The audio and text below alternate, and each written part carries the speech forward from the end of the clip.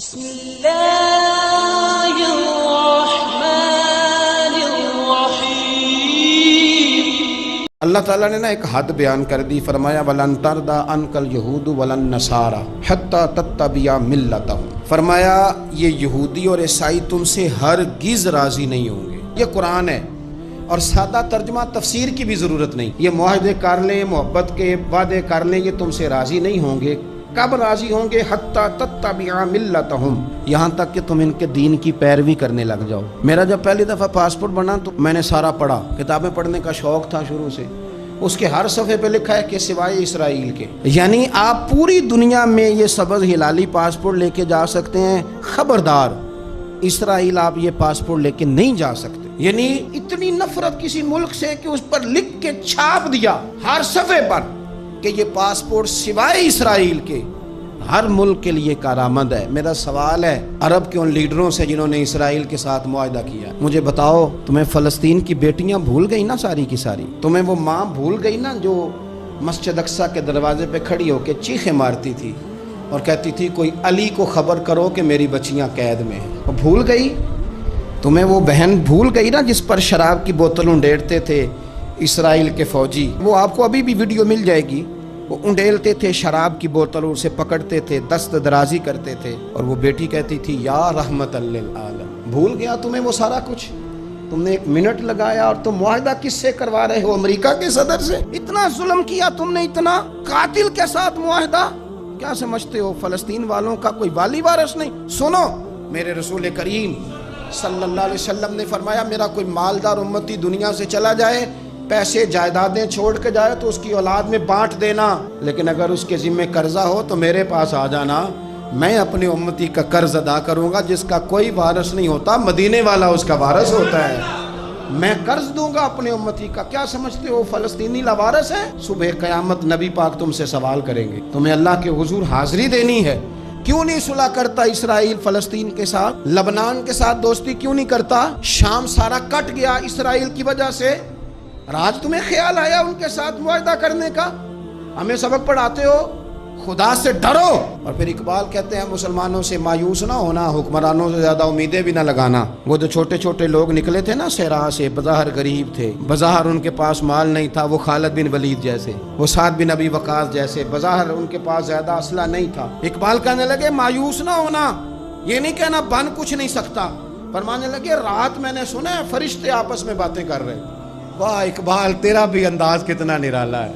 کہنے لگے رات فرشتے آپس میں باتیں کر رہے تھے، میں نے سن لی ہیں۔ بھلا وہ کیا کہہ رہے تھے؟ یہ سارے لوگ نا خالد بن ولید، سعد بن ابی وقاص، یہ صحرا کے رہنے والے تھے، اور اس وقت کی سب سے سپر پاور روما کہلاتی تھی۔ الٹ پلٹ کے رکھ دی ساری رومی سلطنت۔ تو اقبال کہنے لگے رات فرشتے آپس میں باتیں کر رہے تھے کہ سنا ہے پاکستان کے، ہندوستان کے مسلمان جوان مایوس ہو گئے۔ کہنے لگا نہ مایوس ہونا، نکل کے صحرا سے، جس نے روما کی سلطنت کو الٹ دیا تھا، نکل کے صحرا سے۔ گرمی دیکھو اس شعر کی، ولولہ دیکھو اس مرد کا جو مصور پاکستان ہے، نکل کے صحرا سے جس نے روما کی سلطنت کو الٹ دیا تھا، سنا ہے میں نے یہ قدسیوں سے، وہ شعر پھر ہوشیار ہوگا۔ وہ کل باتیں کر رہے تھے کہ بہت سارے ان میں سے پھر جاگ گئے اور بڑی جلدی وہ بلاک بنائیں گے۔ سنا ہے میں نے یہ قدسیوں سے کہ وہ شیر پھر ہوشیار ہوگا، وہ آئے گا میدان میں، نکلے گا، اور انشاءاللہ یہی چراغ جلے گا تو روشنی ہوگی۔ معراج کی بات کرنے کا تو اب وقت آیا ہے، اس لیے کہ معراج کا سارا واقعہ تو مسجد اقصیٰ کے گرد گھومتا ہے۔ سبحان الذی اسریٰ بعبدہ لیلا من المسجد الحرام الی المسجد الاقصیٰ۔ حضور نے معراج کی رات مسجد اقصیٰ میں نماز پڑھائی تھی، اور ایک بار پھر سے طیبہ سے فلسطین میں آ، راستہ دیکھتی ہے پھر مسجد اقصیٰ تیرا۔ ایک بار حضور گئے تھے مکے سے مسجد اقصیٰ، اور پھر حضور فرماتے ہیں جب میں واپس گیا نا تو کفار نے جو کہ مسجد اقصیٰ دیکھی ہوئی تھی تو مجھ سے پوچھنا شروع کر دیا کہ مسجد اقصیٰ کی کھڑکیاں کتنی ہیں، دروازے کتنے ہیں، پلر کتنے ہیں۔ جب انہوں نے سوال جواب کیے تو حضور فرماتے ہیں کہ رب کریم نے مسجد اقصیٰ کو اٹھا کے میرے سامنے رکھ دیا، میں دیکھتا جاتا تھا، بتاتا جاتا تھا، کہہ لوں میں کہہ لوں، بات کر لوں، ایک دفعہ حضور مکے سے مسجد اقصیٰ آئے اور ایک دفعہ مسجد اقصیٰ میرے نبی کی زیارت کے لیے مکے گئی، حضور کی زیارت کے لیے مکہ شریف گئی۔ او میرے نبی تو صرف کسی چیز کی طرف ایک دفعہ دیکھ لیں تو وہ رحمت کے پھول کھلتے ہیں۔ مسجد اقصیٰ کی طرف منہ کر کے 17 مہینے میرے نبی نے نماز پڑھی ہے۔ مسلمانوں پتہ ہی کوئی نہیں، ہماری خبریں ہی اور ہیں، ہمارا درد ہی اور ہے، ہمیں پتہ ہی نہیں بم کہاں برس رہے ہیں، ہمیں یہ خبر ہی نہیں۔ اور میں اس دور میں تقریریں کر رہا ہوں جہاں سوتوں کو جگانا نہیں پڑتا، جاگتوں کو جگانا پڑتا ہے۔ سیانے لوگوں کو سمجھانا ہمارے ذمہ لگ گیا، کیا کریں؟ اس قوم کو سکھانا پڑتا ہے جسے پتہ سارا ہے، لیکن جان بوجھ کے آنکھیں ہماری بند ہیں۔ یہ مولوی کو بات کرتا تو لوگ کہتے دیکھو مولوی گالی دیتا ہے، لیکن اگر قائد اعظم محمد علی جناح کہے کہ اسرائیل امریکہ کی ناجائز اولاد ہے تو پھر تو تمہیں ہضم کر لینا چاہیے نا، پھر تو لیبرل کو بھی ہضم ہونا چاہیے نا کہ قائد اعظم نے کہا ہے، اور اس ناجائز بچے کو تم نے اتنی طاقتیں دے دی کہ وہ مسلمانوں کے قبلہ اول میں نماز پڑھنے والوں کو بھی نہ بخشے۔ کہاں گئی تمہاری وہ انسانی حقوق کی بڑی بڑی تنظیمیں، کدھر گئی؟ اور میرا پاکستانی میڈیا سے بھی سوال ہے، چند دن پہلے سیالکوٹ میں ایک واقعہ ہوا، ناانصافی ہو گئی جی، ناانصافی ہو گئی جی ایک بی بی کے ساتھ، ہر بندے نے شور مچایا، بڑے بڑے طوفان اٹھتے ہیں، کیوں ہوا جی کیوں ہوا؟ مسجد اقصیٰ کی توہین ہو گئی تو پھر طوفان کیوں نہیں اٹھا؟ ٹاک شو کیوں نہیں ہوئے؟ بحثیں کیوں نہیں ہوئی؟ میں اس موم بتی مافیا کا کیا کروں؟ ان لبرل لوگوں کا کیا کروں؟ ان کے سپورٹروں ووٹروں کا کیا کروں؟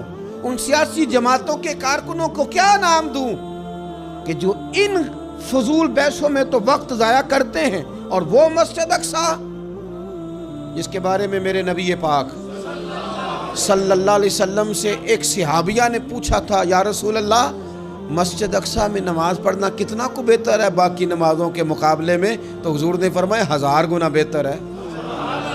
بی بی عرض کرنے لگی سونیا میں جا تو نہیں سکتی، دل بڑا کرتا ہے۔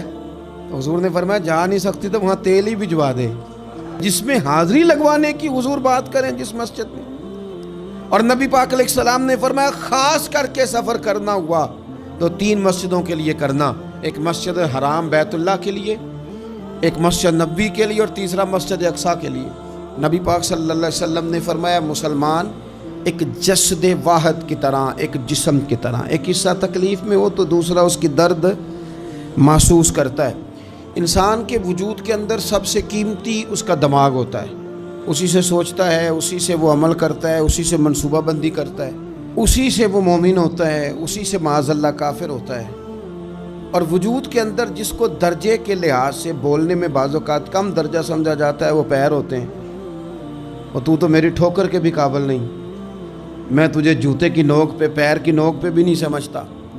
ہم یہ کہتے ہیں محاورتاً کہ تو پیروں کے قابل بھی نہیں، یعنی سب سے اعلیٰ درجہ دماغ کو دیا، دل کو دیا، اور سب سے ہلکا درجہ پاؤں کو دیا۔ لیکن مجھے بتلائیے گا اگر کبھی پاؤں کی سب سے چھوٹی انگلی چھنگلیا چیچی اس پہ اگر کبھی زخم لگ جائے تو جسم کا سب سے اعلیٰ حصہ دماغ ہے، دماغ نے کبھی یہ کہا ہے کہ چھوڑو یہ تو سب سے نچلا درجہ ہے، نہیں جانا ڈاکٹر کے پاس، اتنا ٹائم کہاں ہے، رہنے دو، چھوٹی سی تو انگلی ہے، خیر ہے؟ ایسا کبھی ہوا ہے؟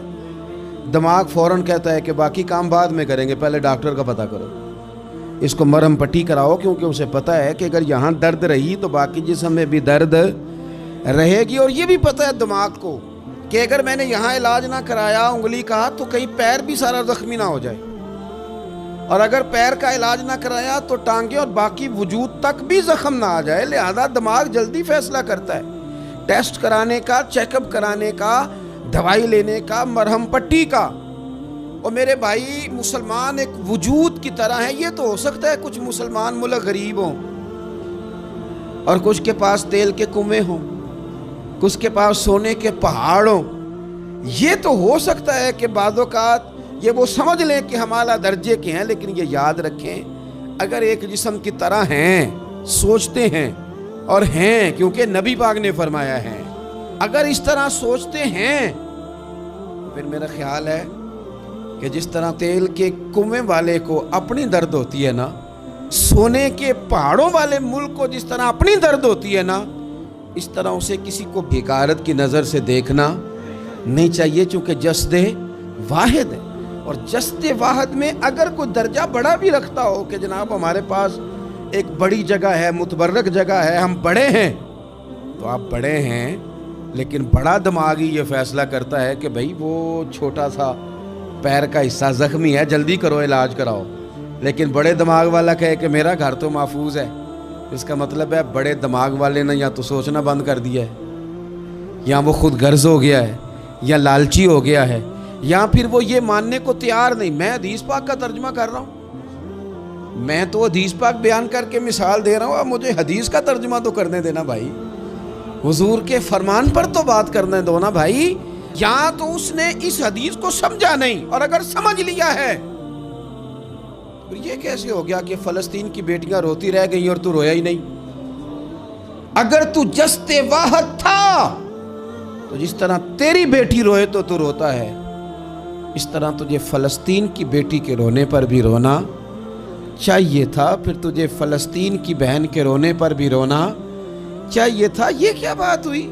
ہم نے نا کسی کو چھوٹا سمجھا، کسی کو حقیر سمجھا، اور بھئی یہ تیرا خیال ہے کہ فلانا فلاں ہے اور فلانا فلاں ہے۔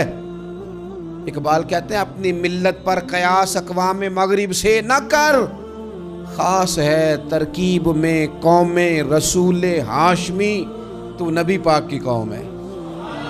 بحثیت مسلمان سوچے مسلمان۔ کسی نے پوچھا تھا حضرت سلمان فارسی سے نام کیا ہے؟ فرمانے لگے میرا نام اسلام ہے۔ کہا آپ کے والد کا نام؟ فرمایا اسلام۔ کہا دادا کا نام اسلام۔ آپ فرمانے لگے تو کتنے کو سوال پوچھے گا، میں کتنے کو جواب دوں گا؟ سلمان کا ہر چیز ہی محمد مصطفیٰ کا دین ہے، میرا سارا کچھ میرے نبی پاک کا دین ہے، شروع بھی یہی ہے، اختتام بھی یہی ہے، یہی میرا سارا کچھ ہے۔ داستان حسن جب پھیلی تو لامحدود تھی، اور جب سمٹی ہے تو آقا بس تیرا نام ہو کے رہ گئی۔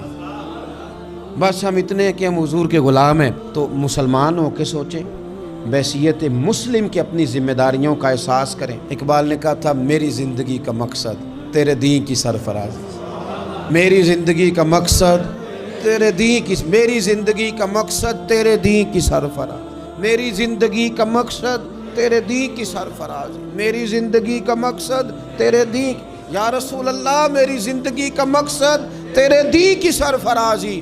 میں اسی لیے مسلمان، میں اسی لیے نمازی، میں اسی لیے مسلمان، میں اس کے لیے کام کس طرح کریں، جدوجہد کس طرح کریں؟ تو ہمیں کہا گیا قوت عشق سے ہر بست کو بالا کر دے، اور دہر میں اس میں محمد سے اجالا کر دے، دہر میں اس میں محمد سے اجالا کر دے۔ اقبال سے پوچھا اقبال اس کام میں مدد کیسے ملے گی، کس طرح آگے بڑھیں گے؟ تو اس نے کہا بازو تیرا توحید کی قوت سے قوی ہے، اللہ تیری مدد کرے گا، تم موحد ہے، رب کو ماننے والا ہے، بازو تیرا توحید کی قوت سے قوی ہے، اسلام تیرا دیس ہے، کیونکہ تو مصطفی ہے، تو مصطفیٰ کریم کا ماننے والا ہے، تیری مدد ہوگی ہر میدان میں۔